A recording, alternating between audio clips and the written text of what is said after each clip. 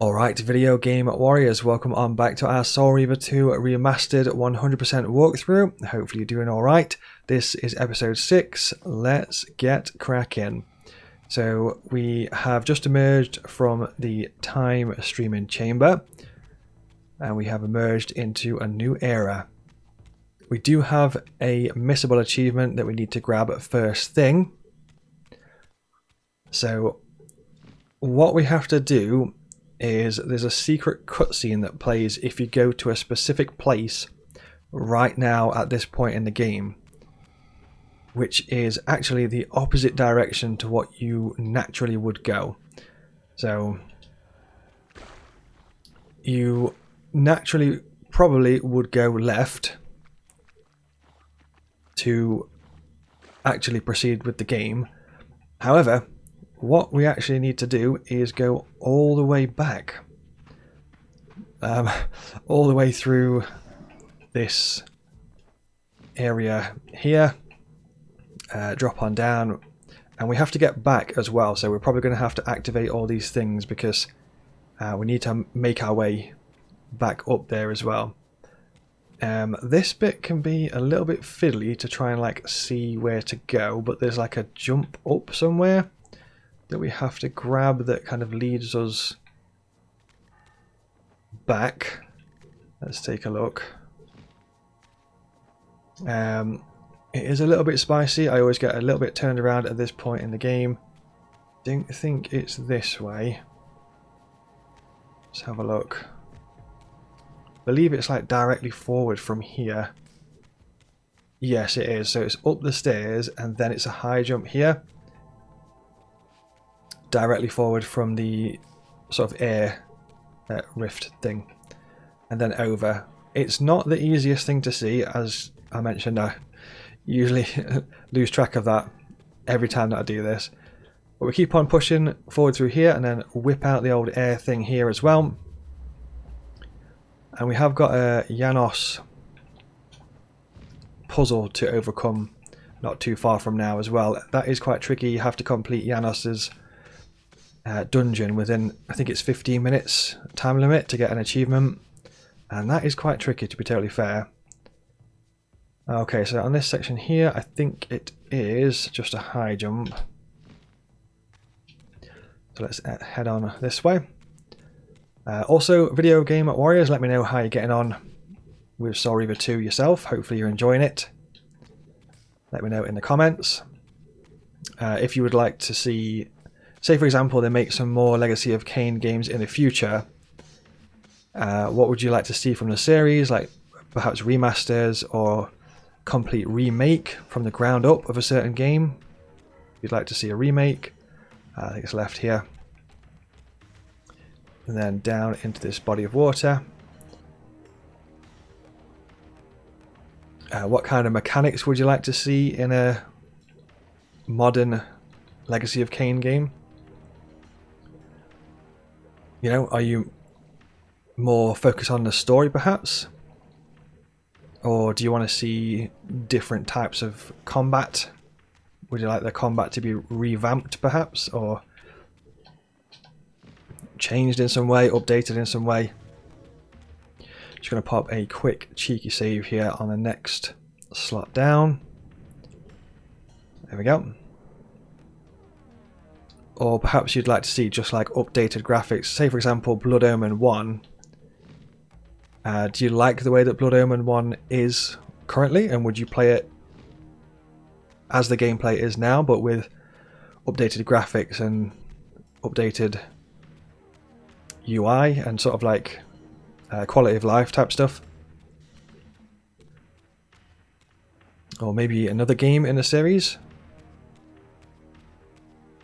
Let me know in the comments. Would you like to play as a vampire hunter, or maybe a vampire, like one of the clans? Maybe like one of Raziel's vampires or something like that. Going on some little mission. That'd be cool.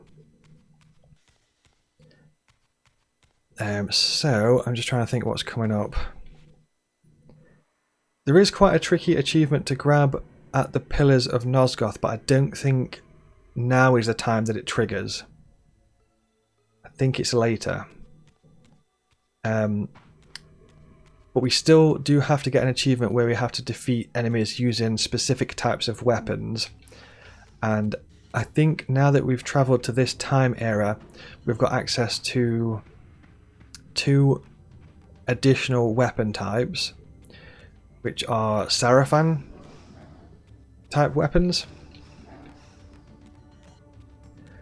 So it shouldn't be too long until we see them. I think we see a bunch of Sarafan coming up. So we need to use those weapons to defeat some enemies. Plus there is an achievement where you have to defeat 3 sorceresses in a row without taking a hit.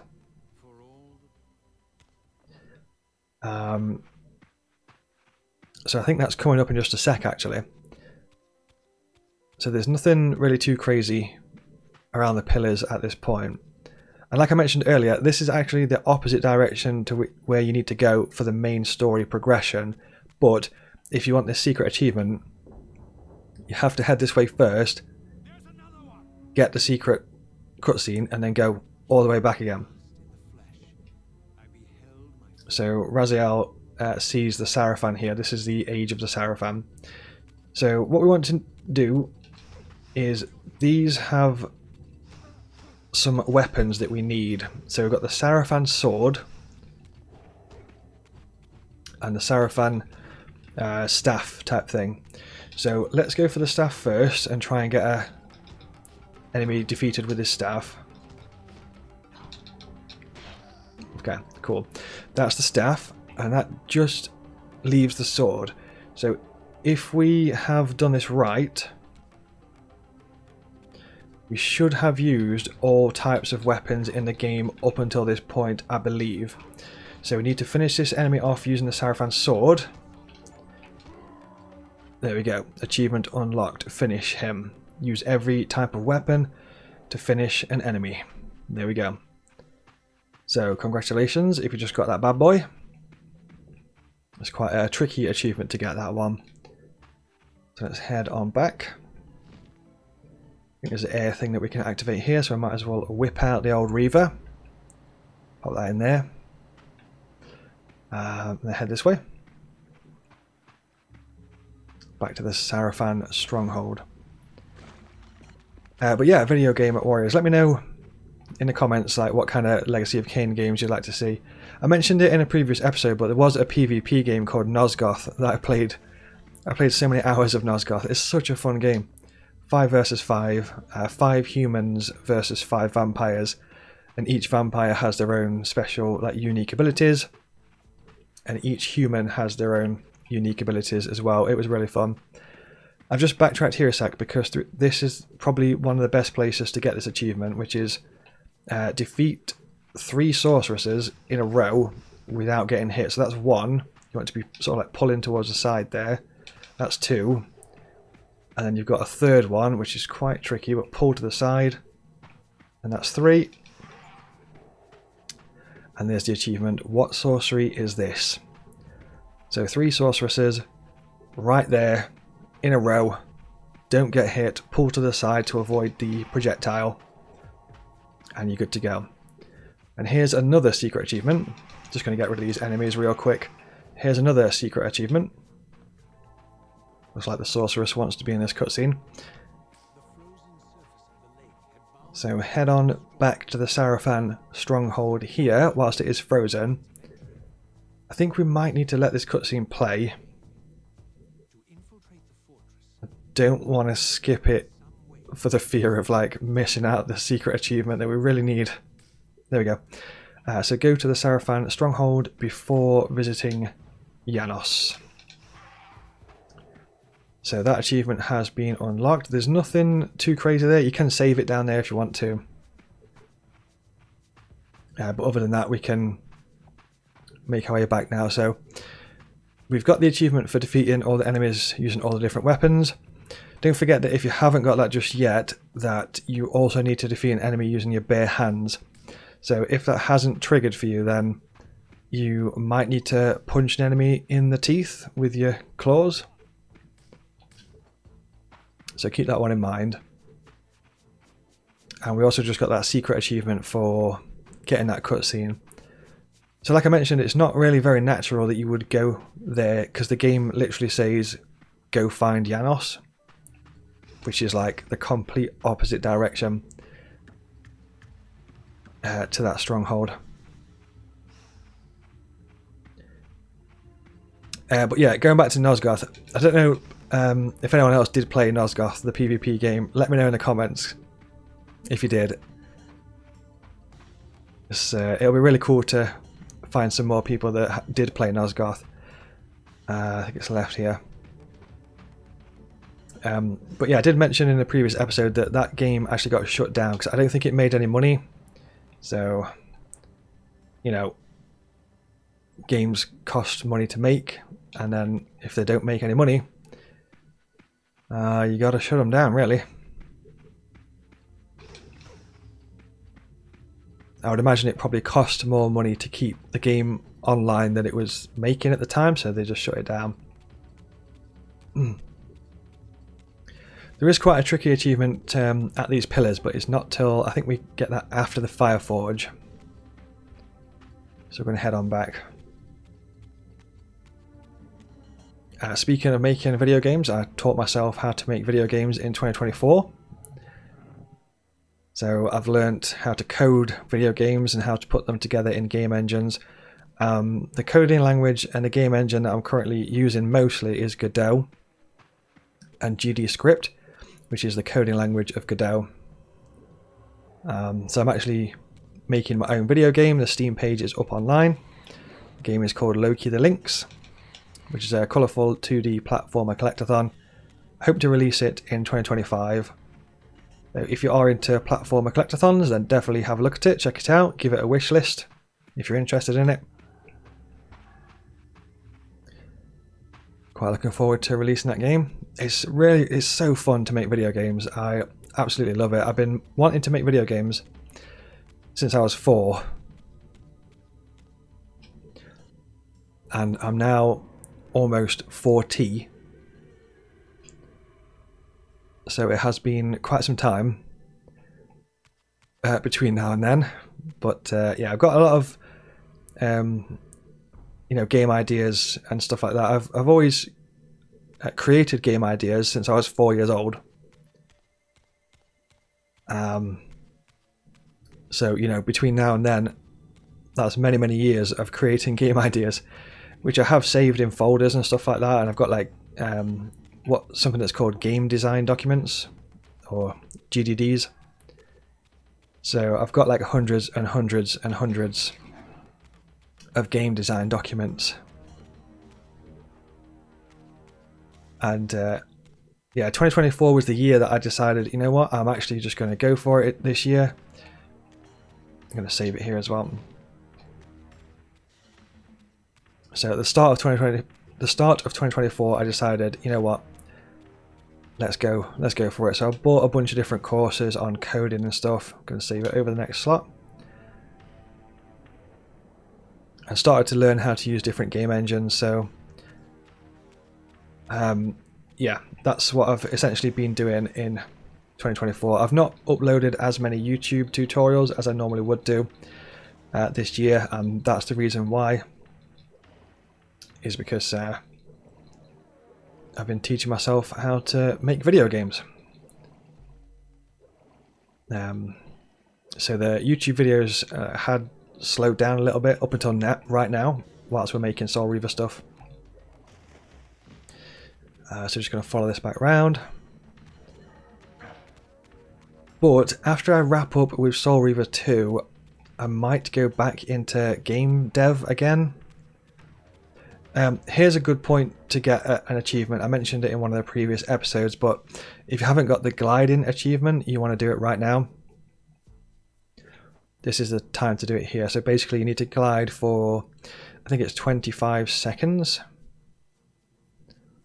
or longer, but we've already got the achievement, so it's not going to pop again. So I'm just going to drop down. But if you haven't got it, that's the time to do it right there. Just going to grab that.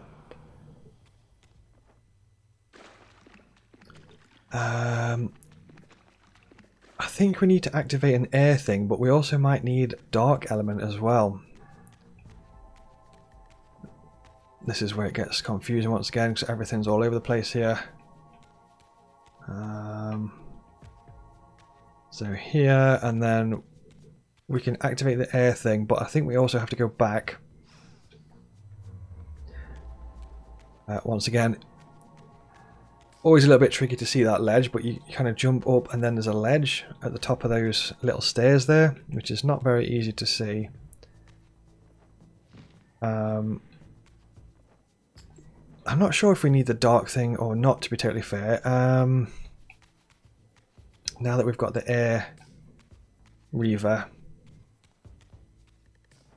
let's just try going just with the air Reaver. I honestly can't remember if you need the dark Reaver as well or not. Just one sec whilst we have a look. Can't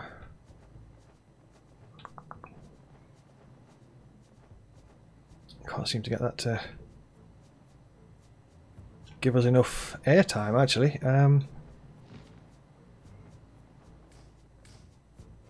So we can jump across.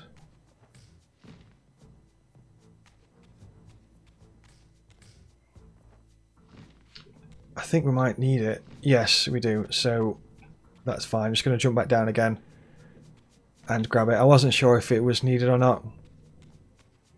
So I thought that the air rift thing might sort of like push you up high enough to skip the dark bridge. But yeah, you need to activate the air thing, go back. Dark Reaver is over... I think it's on a slightly higher ledge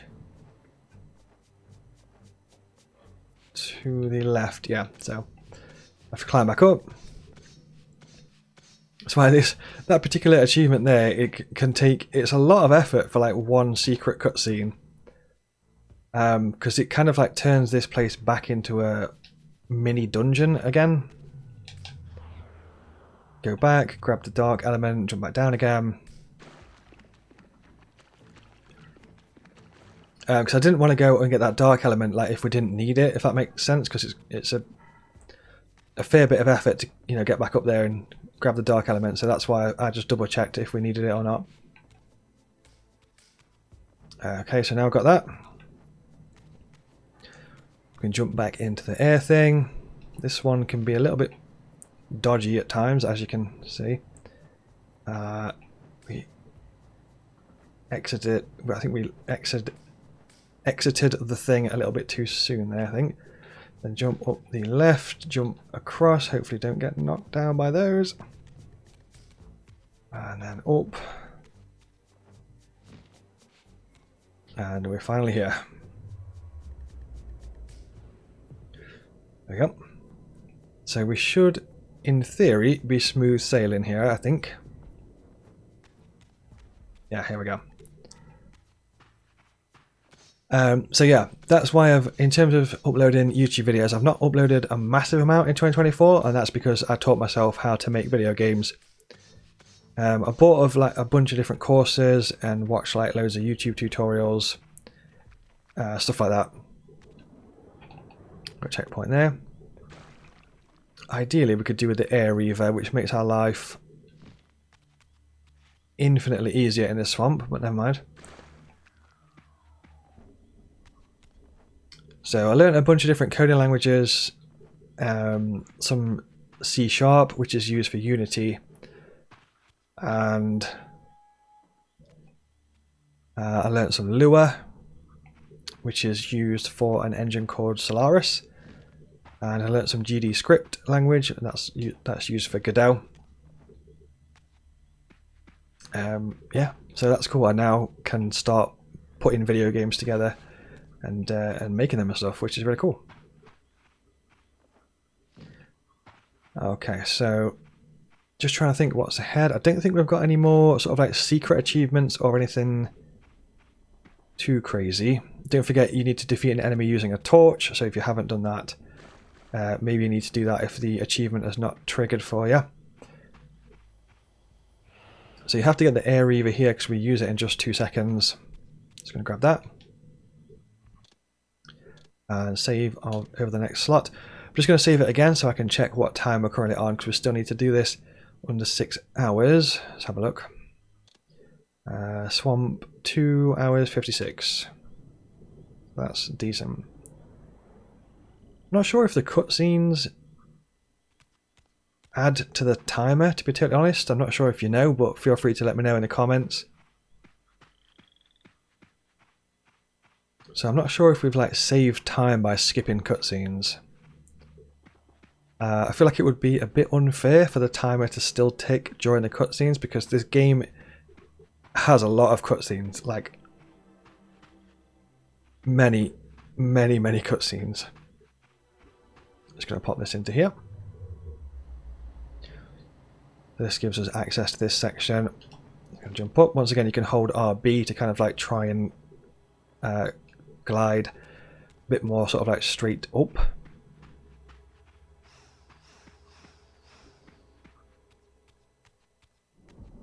There we go.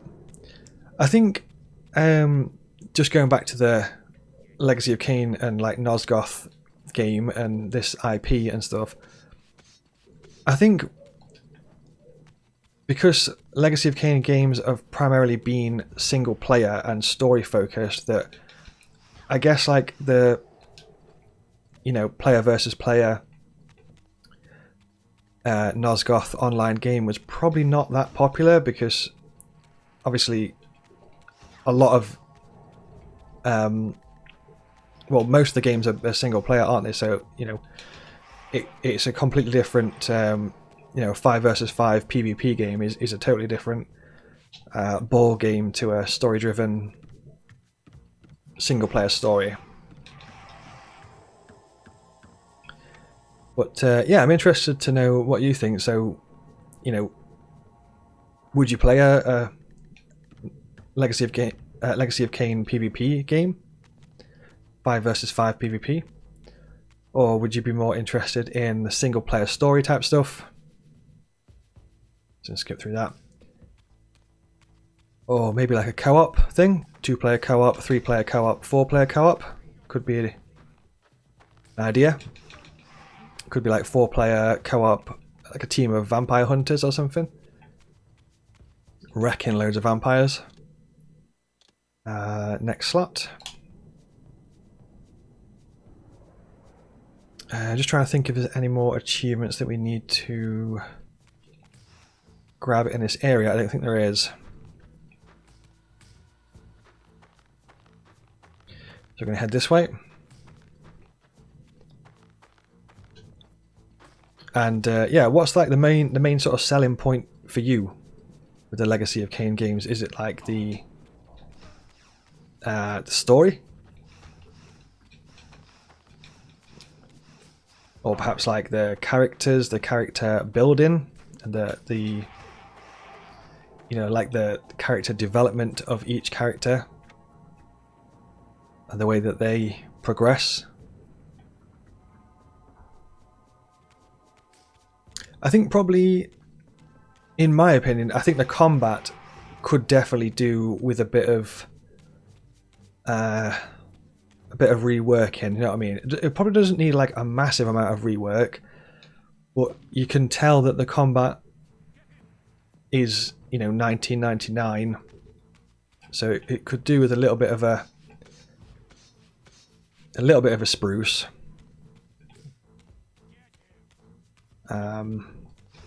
Or a little bit of an update, a little bit of loving.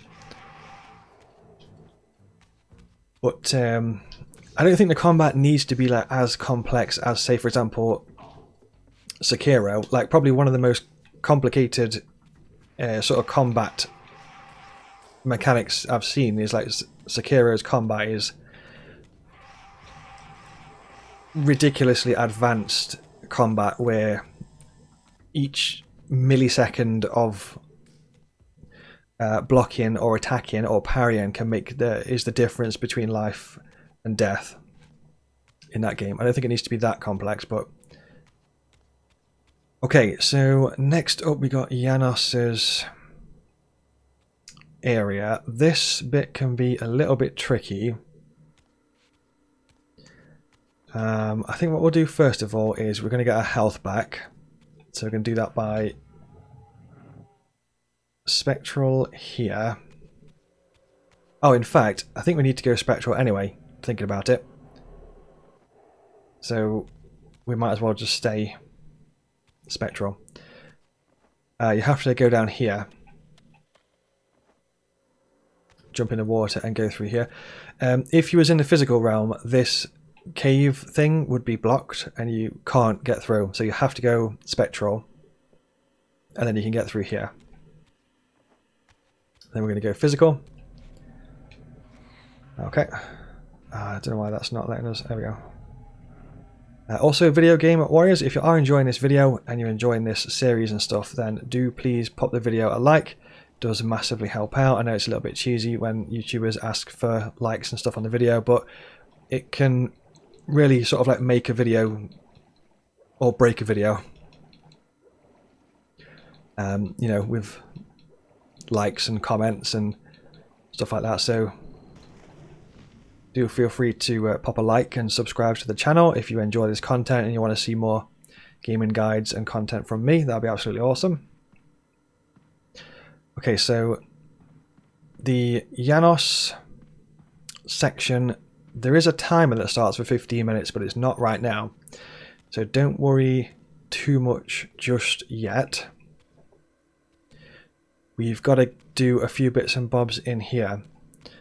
I think what we will do for now, video game warriors, is just wrap up this episode here. So thank you very much for watching, and I'll see you in the next episode.